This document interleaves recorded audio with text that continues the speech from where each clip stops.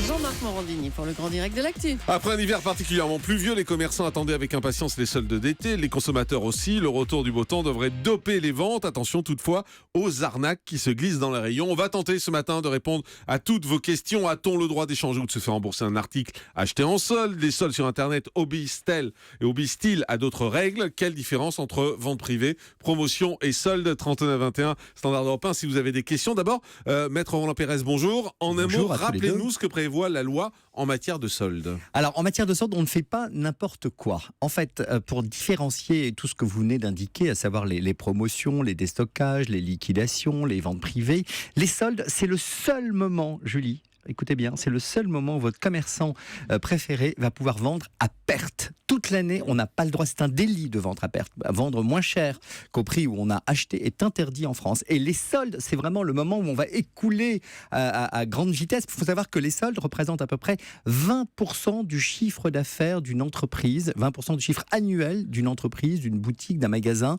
Donc c'est important ces soldes, et cette vente à perte, c'est vraiment la grande différenciation avec les autres formes de vente à prix réduit. Ça, c'est le premier point. Le deuxième point, c'est que le produit doit être à minima dans le magasin depuis au moins plus d'un mois. Enfin, ça qui va les vérifier. Alors, vous pouvez le faire sur Internet. Vous vérifiez sur Internet parce que vous avez les pages sur Internet que vous avez pu imprimer. Vous pouvez faire des comparaisons que vous ne pouvez pas faire, vous avez raison, en magasin. En magasin, oui, je parlais sauf de si magasin, si vous faites des repérages en magasin, c'est un peu compliqué. Il faut vraiment être sûr de ce qui va être en solde. Il faut travailler à la direction générale de la consommation et de la répression des fraudes. Mais dans un magasin, ils font ce qu'ils veulent. Oui, ils font un peu ce qu'ils veulent parce qu'on a du mal. Alors, sauf que la DGCCRF, vérifie quand même. Eux sont venus faire des sondages avant. Ils ne se sont pas déclarés. Ils sont venus faire des sondages avant et ils vont faire des sondages après. Ils cherchent de l'argent, donc les petites contraventions sont souvent les bienvenues dans les caisses de l'administration. La période des soldes, c'est la même pour tout le monde? Ça a commencé quoi, le 22 juin là? Alors le 22 juin jusqu'au 2 août, ça c'est pour toute l'île de France. 22 juin, 2 août. Voilà, 22 en juin, 2 Île-de-France. août. Alors avant, il y avait ce qu'on appelle les soldes flottants, c'est-à-dire que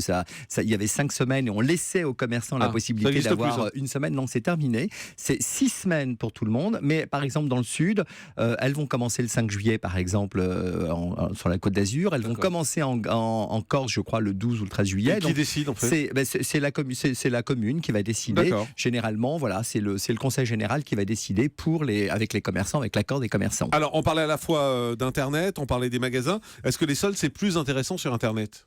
Non, d'abord, première chose, c'est pas que c'est plus intéressant, c'est que souvent, vous pouvez faire la comparaison des prix, ce qu'on ne peut pas faire encore une fois dans les magasins. Ça, c'est le premier point. Les soldes privés ont pu commencer sur Internet aussi plus rapidement qu'elles n'ont commencé évidemment dans les magasins. Ça, Ils sont soumis aux mêmes règles? Elles sont soumises aux mêmes règles. Oui, mais alors c'est les règles de quelle commune?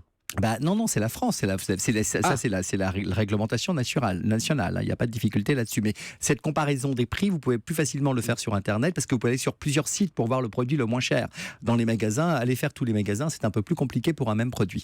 Et puis le troisième point, qui est le point essentiel pour les soldes sur Internet, qui est le grand avantage, c'est que vous avez 14 jours pour changer d'avis. Alors que généralement, les soldes sont rarement repris ou échangés. Même si la politique commerciale de certains magasins veut qu'on procède quand même à un échange ou mais en magasin, c'est vrai qu'on ne peut pas échanger ces soldes. Alors, sauf on voit le panneau, les soldes ne sont ni repris. Alors, il faut que ce soit clairement indiqué. Mais si c'est écrit, oui. Si c'est clairement indiqué, les soldes ne sont ni repris ni échangés. Le seul bémol, évidemment, si le produit est défectueux, c'est-à-dire s'il a un vice caché, s'il ne marche pas, s'il ne fonctionne pas, si arrivé chez vous, finalement, vous prenez votre veste et puis en tirant sur un fil, toute la veste défile. Là, il y a un vice caché. Là, on estime que le produit est défectueux. C'est la même règle. C'est pas une zone de non-droit, les soldes. Si le produit est défectueux, vous pouvez demander, exiger le remboursement, l'échange, la réduction du prix. Enfin, vous pouvez exiger exactement les mêmes choses. En revanche, elles ne sont de la même manière ni repris ni échangées. Et sur Internet, 14 jours, ça vous permet d'essayer, de voir. Donc, d'où l'intérêt aujourd'hui d'acheter